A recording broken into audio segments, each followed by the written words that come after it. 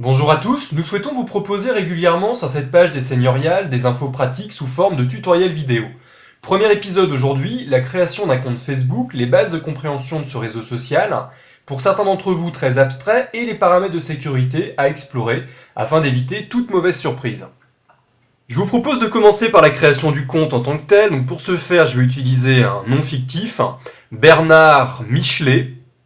Je le précise aussi, c'est important, il est interdit d'utiliser un profil Facebook attaché à une fausse identité.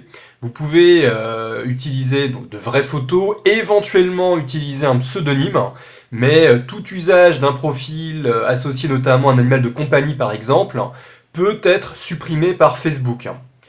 Donc j'ai créé auparavant un email, donc bernard.michelet43@gmail.com.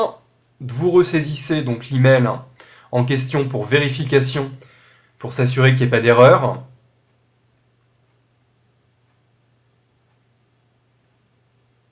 Vous déposez un mot de passe. Comme souvent aujourd'hui, vous devez utiliser donc des chiffres et des lettres. Et bien sûr, vous renseignez votre sexe et la date de naissance. Vous faites défiler avec les petits menus déroulants. Donc là, pour le coup, je vais partir du principe que Bernard est né en 48. Voilà. Et je clique sur inscription. Donc parmi les premières étapes qui vous sont proposées, vous pouvez demander à ce qu'automatiquement toutes les personnes qui figurent dans votre carnet d'adresses reçoivent une notification comme quoi vous êtes inscrit à Facebook et que vous les invitez tout simplement à rejoindre votre réseau. Ce n'est pas une étape obligatoire et bien évidemment comme l'email Bernard Michelet, je l'ai créé ce matin et qu'il ne comporte pas de vrai carnet d'adresses, je passe. Vous pouvez par la suite, en étape 2, renseigner votre parcours scolaire. Donc collège, lycée, etc. Il suffit de taper quelques mots-clés du nom de votre lycée et automatiquement vous pouvez le faire ressortir. C'est l'occasion notamment de reprendre contact avec des personnes que vous avez peut-être perdu de vue. Je vais saisir Paris-Sorbonne pour la forme. Voilà, je ne renseigne pas mon parcours professionnel avec des employeurs et j'enregistre, je continue. En étape 2, toujours, on vous propose des personnes que vous connaissez peut-être. Et je passe à l'étape 3 où vous avez la possibilité tout simplement de télécharger une image de profil, qu'on appelle aussi souvent avatar. Donc j'ai préparé une photo d'une banque d'images pour mettre une photo donc, sur ce profil de Bernard Michelet. Donc soit vous mettez une photo de vous seul ou accompagné. Vous pouvez également prendre une photo directement avec la webcam de votre ordinateur. Enregistrer, continuer. Voilà. Votre compte est créé. Et pour finaliser le processus d'inscription, tout en haut, on vous demande en fait d'activer votre compte à l'aide du mail que vous avez reçu dans la messagerie donc que vous avez utilisé pour la création de ce compte. Donc c'est pas l'email bienvenue sur Facebook, ça c'est en fin de parcours qu'on vous envoie automatiquement ce petit mail pour vous expliquer 2-3 étapes importantes. Vous avez dans le premier mail que vous recevez de Facebook donc le petit lien d'activation. Vous cliquez dessus. Et voilà, le compte est confirmé. Alors je vais cliquer sur le nom, donc Bernard Michelet, tout en haut, qui va me permettre d'accéder au profil, ce qu'on appelle aussi le journal en fait sur Facebook, ou timeline en anglais. Donc ce qui est assez intéressant à ajouter aussi pour ces premiers pas sur votre profil Facebook, c'est la couverture. La couverture en fait c'est une grande image qui illustre votre humeur du moment ou un événement marquant dans votre vie. Donc vous cliquez tout simplement sur ajouter une couverture. Voilà, et j'ai préparé en l'occurrence une image des Pyrénées, c'est la saison des skis, donc peut-être avez-vous la chance de vous rendre sur les pistes, en famille. Donc je vais sélectionner la petite photo des Pyrénées. Voilà, automatiquement l'image apparaît. Le format idéal est de 850 pixels par 315 pixels. Et cette image, vous pouvez la recadrer, comme je le fais actuellement avec la petite main. Donc en faisant glisser l'image plutôt vers le bas ou plutôt vers le haut. Vous avez donc deux personnes en bas, vous pourriez très bien décider de les conserver. En l'occurrence, moi c'est plutôt les cimes des montagnes qui vont m'intéresser. Enregistrer les modifications. Et nous obtenons donc cette belle image de couverture avec l'avatar que nous avions précédemment téléchargé. Donc nous allons compléter les informations liées à votre profil en cliquant, donc, comme je l'ai fait, sur actualiser mes informations. Vous pouvez ici donc saisir des informations sur votre parcours professionnel, scolaire, etc. pour que les personnes puissent plus facilement vous retrouver et comprendre quel a été votre parcours.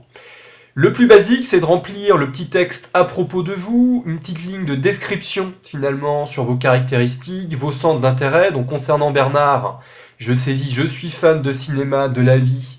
Un peu la même chose finalement, 3 points de suspension, donc un petit texte somme toute assez basique et qui permet en quelques mots de vous décrire. Concernant la résidence, je ne saurais que trop vous recommander de ne pas rentrer dans les détails, renseigner une ville, un quartier éventuellement, mais ne laissez pas trop d'opportunités finalement à des personnes mal intentionnées de savoir où vous habitez exactement, notamment si vous venez à parler de vos vacances sur Facebook. Alors dans la catégorie amis, famille, vous pouvez renseigner votre statut et surtout ajouter des profils de votre famille, les attacher à votre profil Facebook. Donc ces personnes doivent tout simplement être déjà dans votre réseau pour les associer finalement à votre profil. Alors de retour sur le profil de Bernard, je passe à la suite.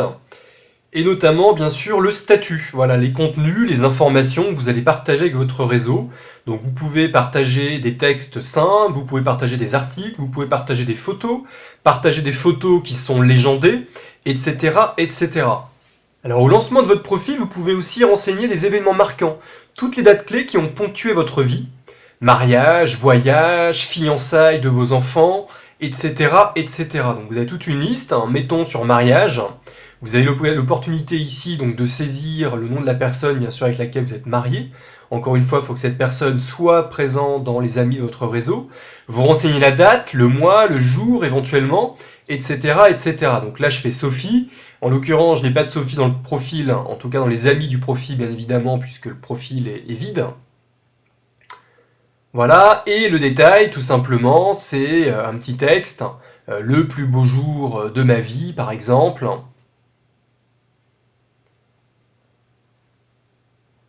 Sélectionnez parmi les photos, donc là vous pouvez bien sûr directement télécharger la photo de votre mariage.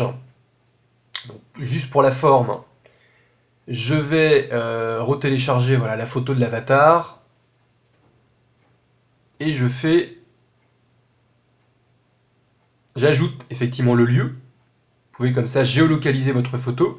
Et je fais enregistrer. Et voilà, comme ça, automatiquement, vous avez sur votre profil opportunité de proposer des dates clés à l'ensemble des personnes qui consultent votre journal. Et les dates clés apparaissent ici. Donc là, en l'occurrence, j'en ai renseigné qu'une pour l'instant. Mais si vous renseignez une dizaine de dates, automatiquement, vous pouvez consulter toutes les dates clés directement depuis cette espèce d'arbre de vie. Alors, je retourne dans la fonction statut pour vous montrer un peu plus en détail comment ça fonctionne. Bon, je vais prendre un événement on ne peut plus basique pour exemple. Je viens de rencontrer, de tomber sur Marc Boulot, mettons que ce soit un ami de Bernard Michelet. Je suis ravi d'avoir recroisé cet ami perdu de vue, qui était en 6e, mettons. Donc là, en fait, vous postez ça, automatiquement, on va le voir tout à l'heure, vous poussez cette information auprès de votre réseau, dans le fil actualité. Je télécharge une photo, là encore, pour illustrer finalement cette rencontre. Vous n'êtes pas obligé de mettre une photo, mais là, moi, j'ai mis une photo, effectivement, pour illustrer cette rencontre. Donc voilà le rendu. Vous avez donc bien le petit texte avec la photo que vous venez de poster. Alors pour aller plus loin et me permettre de vous faire une démonstration qui tienne la route, je vais changer de profil. Je vais aller sur un profil qu'on a créé il y a quelques temps, qui est toujours un compte de démonstration, mais qui a des amis. Donc Lucien l'ermite n'a pas de couverture, donc j'en profite pour vous remontrer le fonctionnement. J'ajoute une couverture, télécharger une photo, je vais rechercher ma photo des Pyrénées, je l'ajoute, et je vais la recadrer. Cette fois, pour vous montrer exactement justement ce recadrage, je mets en exergue les personnes donc à ski et non pas les cimes des montagnes. Enregistrer les modifications. Voilà, comme ça, Lucien bénéficie d'une très belle image en couverture. Alors j'en profite également pour vous montrer comment on fait une recherche de personnes grâce au moteur de recherche, donc tout en haut à droite. Vous voyez, je tape donc Édouard par exemple, Édouard Dessin. Et donc cette personne, vous pouvez l'ajouter en ami. Voilà ce que je viens de faire automatiquement. Je ne sais pas si Monsieur Dessin m'acceptera puisque il s'agit d'un compte de démonstration, mais bon, peu importe.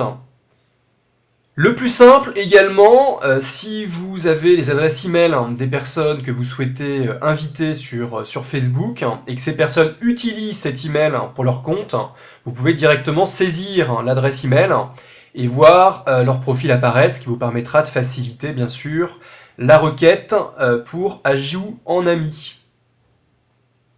Alors j'en viens à vous montrer comment réaliser et mettre en place des paramètres de confidentialité qui correspondent à vos attentes.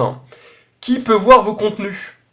Alors par défaut, on est sur des publications qui sont visibles par vos amis. Maintenant, il faut vérifier, ces paramètres par défaut évoluent tout le temps. Donc là en l'occurrence, je vais cliquer sur Amis. Voilà, donc seuls les amis de Lucien peuvent accéder aux publications qu'il réalise par défaut. Qui peut le contacter? Le filtrage de base, celui qui est recommandé, c'est principalement vos amis et les personnes que vous pourriez reconnaître. Donc les amis de vos amis. Donc soit vous restez sur ce filtrage-là, soit vous optez pour un filtrage strict, principalement donc vos amis. Vous pourriez rater des messages d'autres personnes que vous pourriez connaître. Donc là effectivement, la plateforme va avoir tendance à bloquer les messages de personnes qui ne sont pas des amis de vos amis.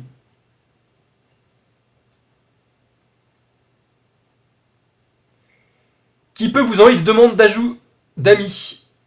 Donc soit tout le monde, soit seulement les amis de vos amis. Je vous conseillerais là-dessus de rester sur tout le monde pendant la phase où vous développez votre profil, où vous recrutez vos amis.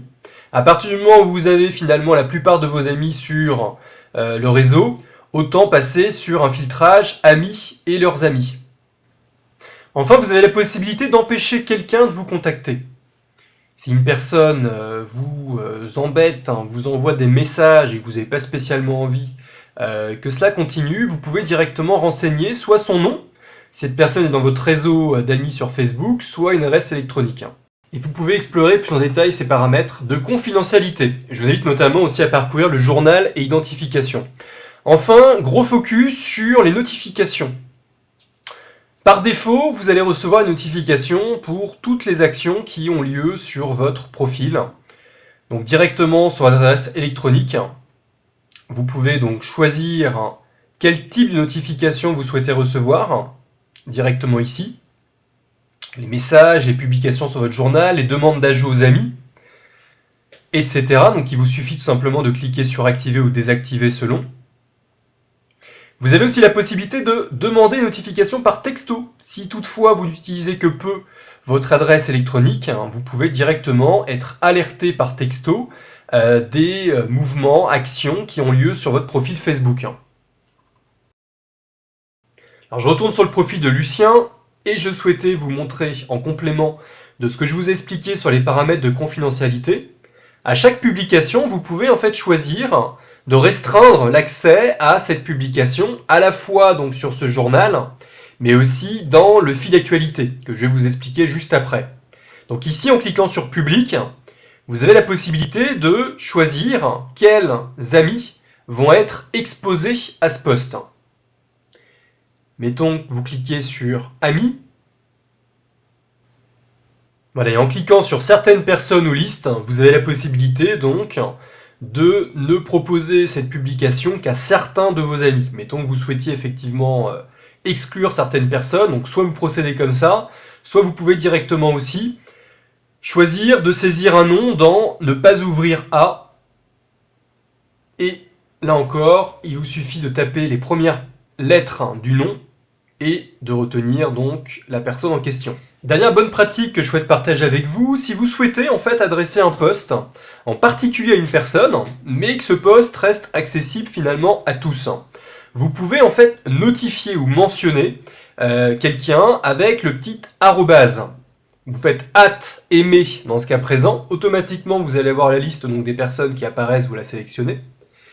Bonjour, tu as blablabla. Voilà, l'intérêt de faire ça, c'est qu'Aimé va recevoir automatiquement en fait une notification qui vous assure finalement qu'il est exposé à ce post. Vous pouvez également donc signifier que vous avez été dans un lieu avec une personne.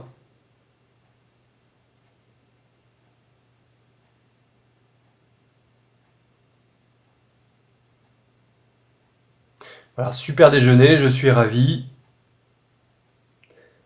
de t'avoir revu. Enfin, je vais vous montrer comment on envoie un message à une personne. Donc, il suffit tout simplement de taper les premières lettres de son prénom, de la trouver. Vous faites message. Et vous pouvez donc envoyer directement un message privé via Facebook.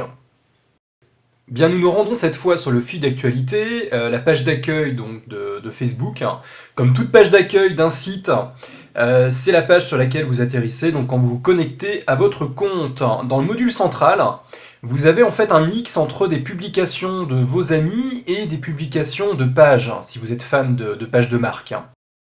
L'affichage des contenus dans ce module central est un affichage par défaut. Facebook fait remonter les contenus qui potentiellement sont les plus intéressants.